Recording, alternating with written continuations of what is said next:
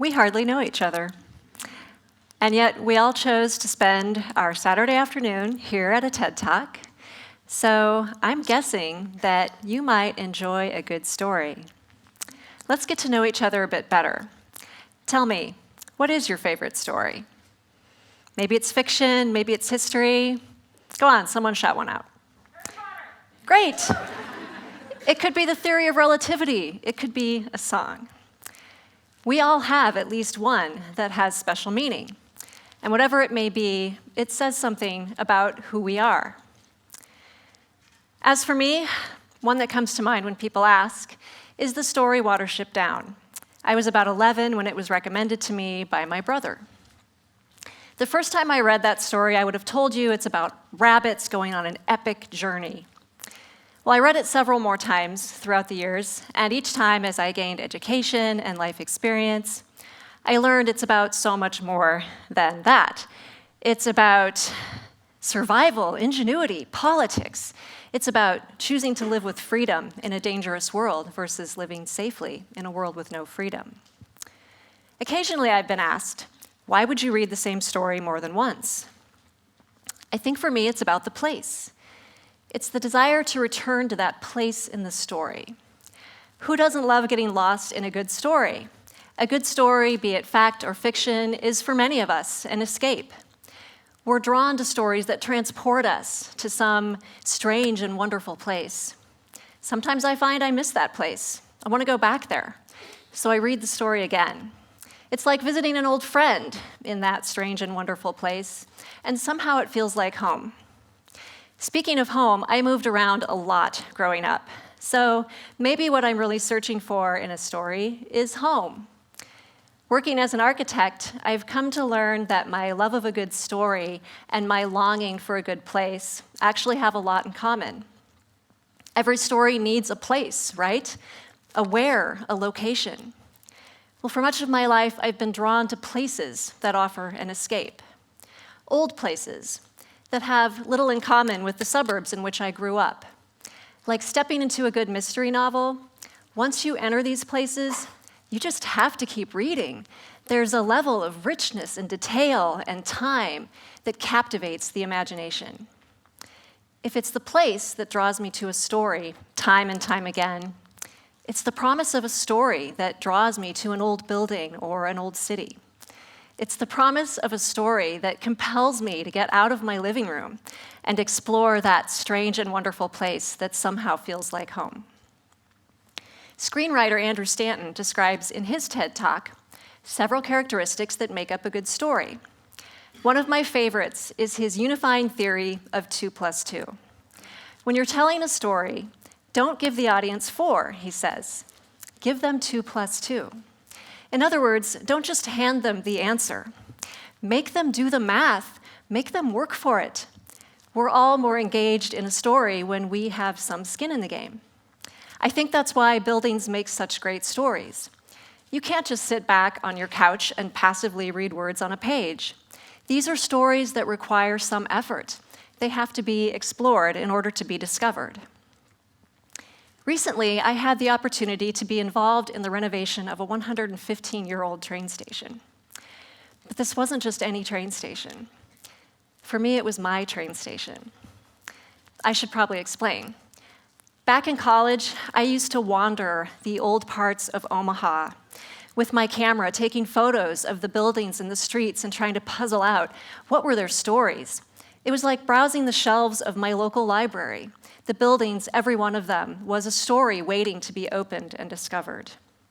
One day, while I was out browsing the streets that are my library, I ran into a friend of mine who, like my brother had with Watership Down, invited me to step inside a story that he had discovered. It was my train station. The moment I walked in the door and started reading, I was hooked. So I put some skin in the game, and I made the effort to learn the stories that my train station had survived to tell. What I discovered were many of the same qualities that I love about Watership Down and my other favorite stories. There were stories of epic journeys. Literally millions of travelers passed through these arch openings. Soldiers going off to war and coming home. Immigrants searching for a new home.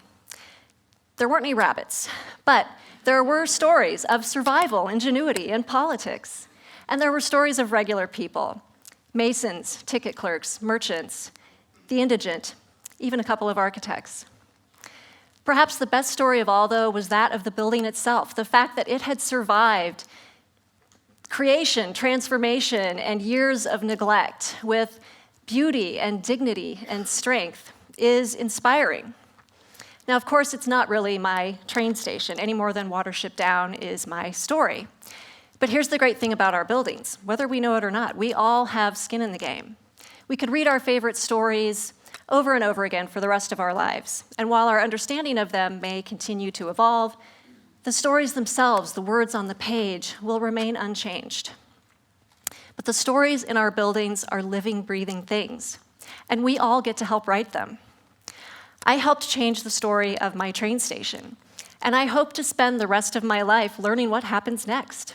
I don't know how its story ends because it's still being written by its new owner, by the neighborhood around it, by the weather and pigeons and time, by everyone who walks in the door.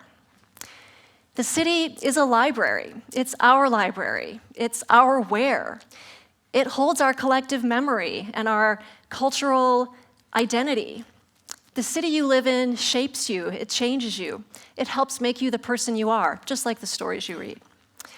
And unlike a library of books, the stories told by the architecture of our communities exist nowhere else in the world. Those that we choose to keep and those that get weeded out define our values, define who we are as a community. So, this is a horrible image, an image that many of us find horrible.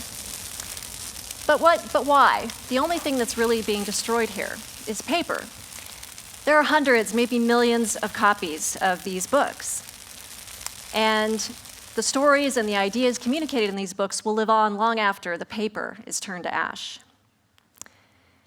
Now, some of you may recognize this building. Why is it that more of us don't find its destruction as horrible as a bonfire of books?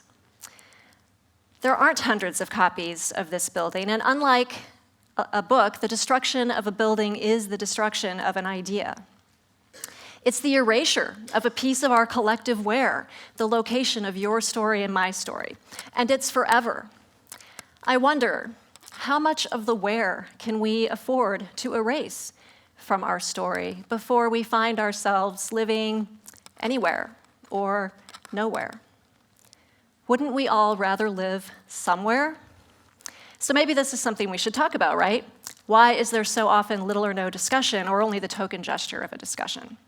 The fact is, most of us don't see a story or an idea when we look at a building. We see only a piece of property that's owned by someone else. And here in the US, we value autonomy over the things that we own. But let me ask you this. Who owns your city? Who owns your where? The city is our library. It doesn't belong to any one person. It belongs to all of us. The city you live in has the power to shape you, and you have the power to help shape your city. The decisions we make about our cities have impacts that last for generations, and poor decisions can take decades even to discover, let alone to correct. We should all care about the stewardship of our cities if we care about how our cities will shape our children and their lives. So here are my challenges to you. I challenge you to just learn to think of your city in a new way. When you see a building, see a story, see an idea. When you travel the streets of your city, see a library. Next, I challenge you to put some skin in the game. Tomorrow, on your way to school or work, pick a building that you like, and then learn its story. Now, some of them will be an easy read, others will be a bit more challenging, but trust me, they all have a story. And once you learn that story, you may find that suddenly you're interested, suddenly you care. When you care, you have the power to make others care too.